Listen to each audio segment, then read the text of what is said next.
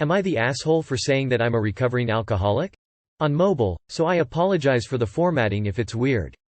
My fiancé, 29M, and I, 28F, went out to a bar the other night with a few friends. Those friends brought a few other friends as well.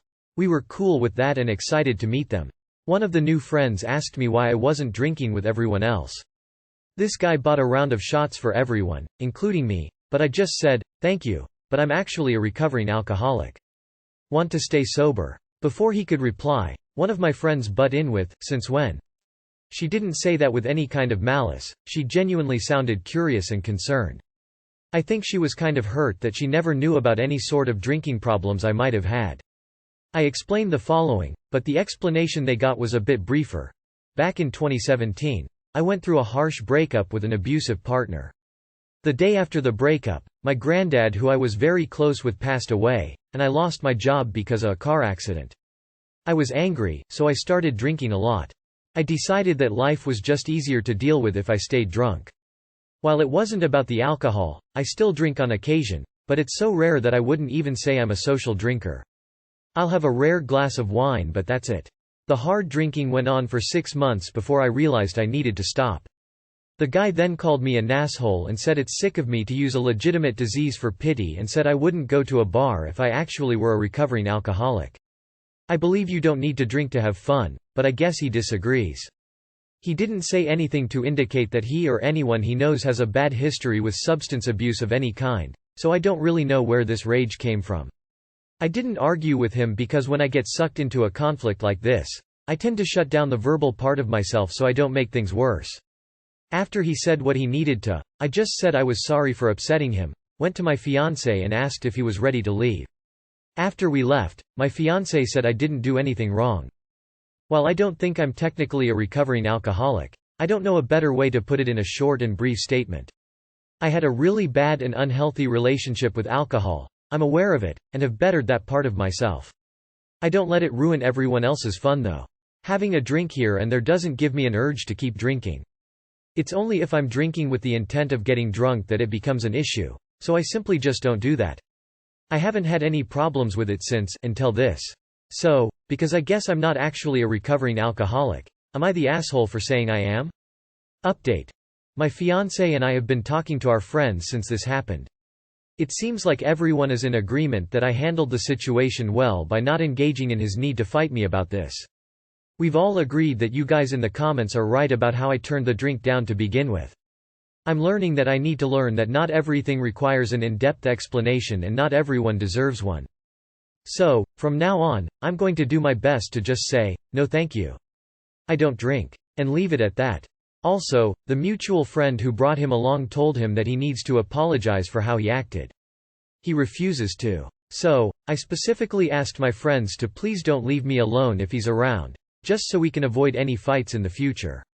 I don't know what kind of person he is, but I'm not going to say I never want to be invited anywhere he is ever again or anything like that.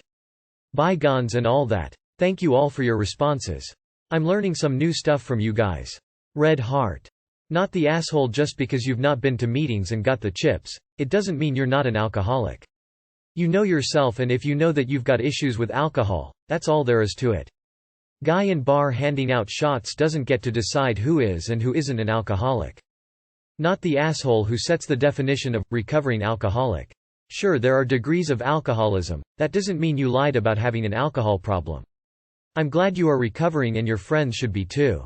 Not the asshole. You had a dependency on alcohol, so you were an alcoholic. You are trying to move past that, so you are recovering. It doesn't have to be more complicated than that.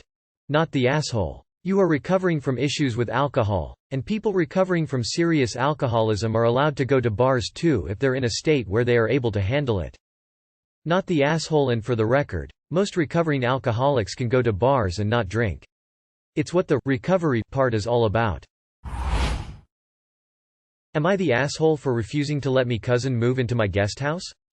For some background, my parents have 3 kids, I, 28M, and my siblings, 17M, and 15F. My wife, 27F, and I have a son, 6. We own a 3-bedroom house with a good amount of land along with a guest house which we rent out. My younger brother is currently going to school in the town I live in as it has a good course to set him in the right direction for his career path.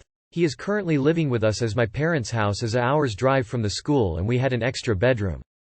I had recently had some of my extended family over to catch up. A few days ago we were out for breakfast when my uncle, let's call Mark, had mentioned something about my cousin, 22M. We'll call him Jake, getting the opportunity for a plumbing apprenticeship in the area and not having the money but needing a place to stay.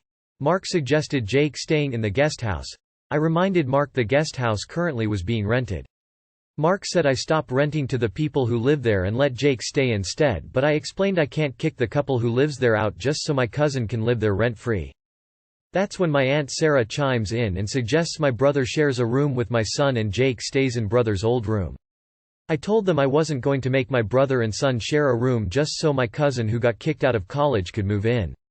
They said this apprenticeship is a good opportunity for Jake. I replied telling them if they want him to do the apprenticeship then they could pay for the first month's rent for an apartment. After that he would be able to pay for it himself with the money he would earn from the apprenticeship. Or he could sell his fancy new car I've seen him posting and bragging about and use the money from that to pay rent.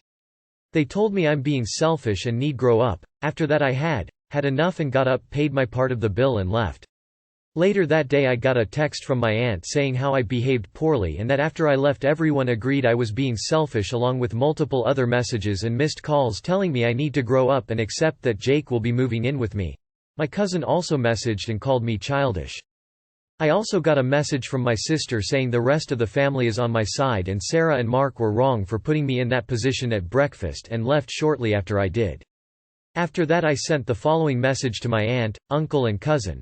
While I understand you may be frustrated with me, my decision stands. I will not be letting Jake move in. I can't just evict the tenants living in the guest house. They're also a very nice couple me and my wife have become friends with. I don't see why I should have to let Jake live with me and pay no rent. He's made his life choices and it was not my fault he got kicked out of college and fired from his job. That was 2 days ago and they are still trying to get me to change my mind. Am I wrong for my decision and any advice on what I should do? Not the asshole. Why would you evict renters in exchange for a dependent? You and I both know if you let him live there he isn't going to contribute and he isn't going to be easy to get rid of. Telling me I need to grow up and accept that Jake will be moving in with me. Who are these people trying to decide what Op does with his property? For real, bunch of entitled asses. Stand your ground, Op. Do take measures and let your tenants know not to be swindled. I wouldn't put it past your auntie and uncle to just show up there with your cousin and try to evict them. Not the asshole. Not the asshole. Got to say, getting kicked out of college and being fired and not being able to pay the rent is not a sterling recommendation for a new tenant. 1. Cousin needs to grow up, not you.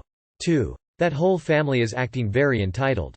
Even if you didn't have tenants or your brother living with you, letting your cousin move in would have been a terrible idea. 3. Do the 3 of them have any redeemable qualities? Do you have any reason to hold on to this relationship? If not, you can just block them all. Not the asshole. Not the asshole. No is a complete sentence. If anyone brings it up again, don't respond to a text or email except for, no, and end any phone calls with, no, goodbye. You do not owe them and further explanations or reasons for your decision. Am I the asshole for telling D&D group to stop being gross and clean up after themselves? I host a D&D game once a month. We meet at my home because of pet allergies and so their kids aren't a distraction. We've been playing for 5 months now, and after they leave, my house is gross. I have OCD tendencies, so my house is always spotless and organized. I clean my house daily. They aren't dirty people, no one stinks, but they are messy in my home, and I think it's because they know I clean after they leave. We are all in our 30s. One session, someone clogged up my toilet so bad I had to pay a plumber to fix it. Another, I found peeled nail polish and toenail clippings on the floor. Another time, somebody put a plate with food and a cup of milk underneath my couch. I had plans the next day, they knew this, so I was unable to clean my house until 2 days later. The milk was curdled and starting to stink. At every session, at least one person refuses to remove their shoes, despite me requesting them to because the floors are clean. They cycle through who will not take their shoes off. I also find a spill or stain on my couch every time they leave. The couch is leather, so the stains are easy to get up, but it's still frustrating. In the last session, someone had crammed candy wrappers and cherry pits into my couch cushions. It should be noted I don't know who is doing all of this, but it's definitely multiple people. When I found the food in my couch, I went off. I sent a group message through Discord and said, "If you can't respect my home, don't come back."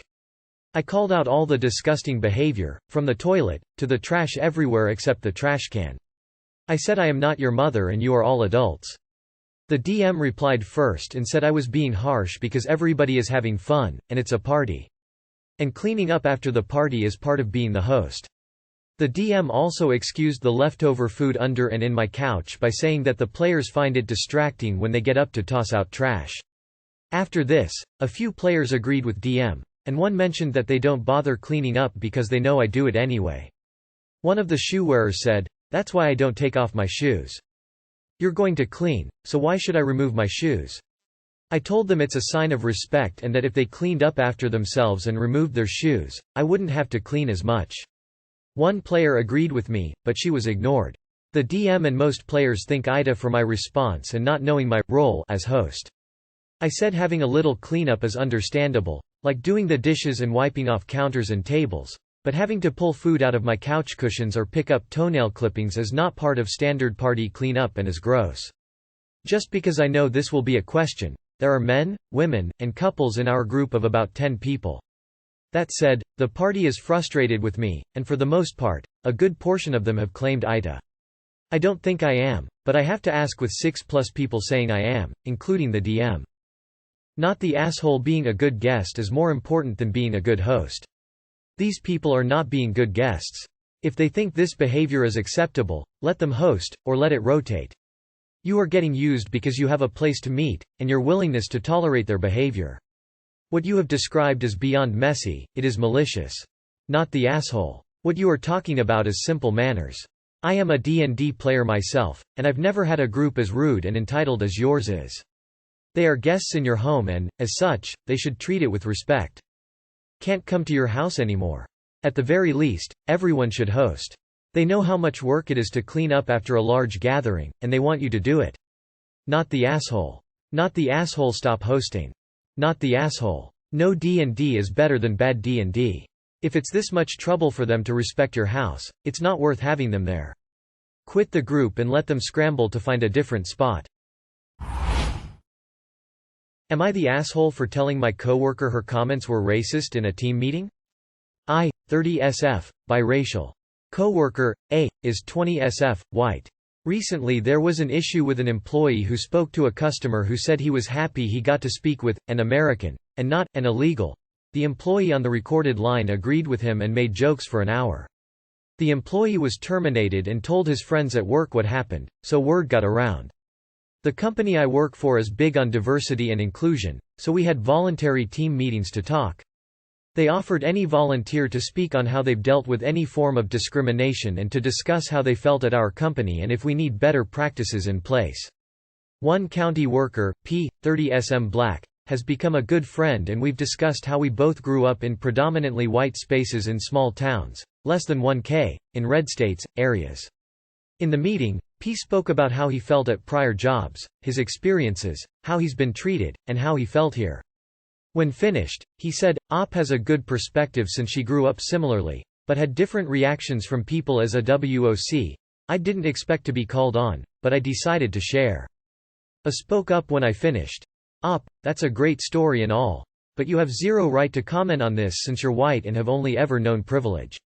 You just want people to feel bad so you can play victim. Let real POC talk. I asked her why she felt that way.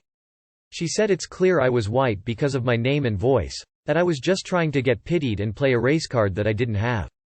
She said I didn't sound like a black person and that my name is clearly a white name. It's a common name mostly seen with white women but not exclusive to them. As for my voice, I have a slight country twang. Emo, a voice is just a voice and people sound how they sound. Her argument was that my voice didn't sound black, and that you could tell other coworkers were actually black from their accents. I told her those kind of remarks are racist and she's stereotyping POC by stating if they don't present one way, they aren't really POC. I told her that people of all races have different names and voices but it doesn't take away from who they are. The sups then ended the meeting and immediately made a chat with themselves, me, and two of the shift leads. They said to wait as we would all meet shortly. While waiting, I've had multiple co-workers message me saying that I was wrong to call A out and should have done it privately, that if A loses her job it's my fault and I should feel bad since she's a single mom and will lose everything. They told me to drop the black charade, because my lying will cost her job. I did not mean to get A in any trouble or cost her job. I feel like what she said was uncalled for. But now I'm thinking I should have waited and messaged her privately instead of publicly. Am I the asshole for calling her out in the group meeting instead of messaging her privately? Not the asshole at all, and if A loses her job for telling a POC that they are not POC enough in a meeting that is literally about workplace discrimination, then she deserves to lose her job. She should have stayed silent. It's really not that hard. Good for you for calling her out honestly. Good luck to you. Not the asshole. Bruh, what? Do not allow these people to shut you up like that girl. She was in the wrong, and although she wasn't purposely trying to hurt POC, she did exactly that in her stereotyping. You just told her the truth in a straightforward way.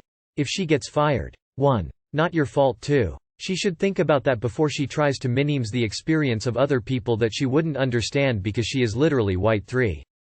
Not related, but your other coworkers are part of the problem for taking her side over yours.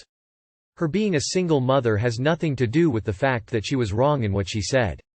Do I think she should get fired? No. But did she deserve to get called out so that she understands what she said was wrong? Yes. Not the asshole. If A behaves that way with you in a meeting with supervisors present, she is the one to potentially get herself fired. Even if you didn't respond to her comment about your name and voice, management should have pulled her into the office anyway for her comments. Not the asshole. If A loses her job, it's her own doing. She chose to say the things she said. That's not your fault and not your responsibility. Not the asshole. She made it public. You simply defended yourself. She is stupid, and if she gets fired it's her own fault.